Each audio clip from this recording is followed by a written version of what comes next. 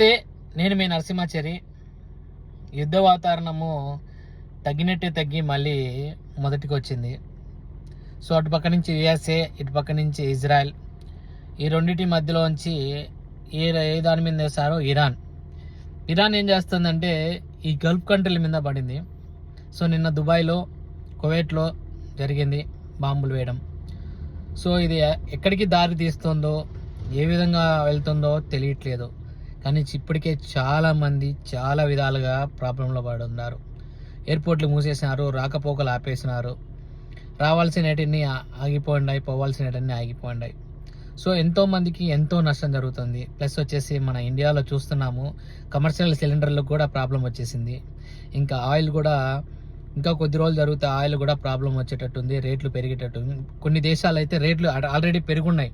ఒక్కొక్క దేశంలో 55 రూపాయలు, 25 రూపాయలు అలా పెట్రోల్ ధర కానీ డీజిల్ ధర కానీ పెరుగున్నాయి. సో రాబోయే రోజుల్లో మన దేశాల్లో కూడా పెరిగే అవకాశాలు కూడా ఉన్నాయి. సో ఈ యుద్ధం ఇలాగే ఆగాలి. ఎందుకంటే సామాన్యుడి పైన పడే భారము మోయలేం. సో గల్ఫ్ దేశాల్లో బయట దేశాల నుంచి పొట్ట చేత్తో పట్టుకొని వచ్చి మనం ఏం చేస్తున్నాం చెప్పు? మేమేం చేస్తున్నాం? ఏ అభం శుభం తెలియని మా మీద, మాలాంటి వ్యక్తుల మీద ఇలాంటి అవసరమా అనేది నా ఉద్దేశం అనిపిస్తుంది. సో దయచేసి ఆ భగవంతుని అందరూ కోరుకుందాం. ఇది ఎలా దారి తీస్తుందో తెలియదు, కానీ మొత్తానికి ఇక్కడితో ఆగిపోయి ఇకపైనన్నా మంచి వాతావరణంలోకి వెళ్ళాలని మనస్ఫూర్తిగా కోరుకున్నా. జై హింద్.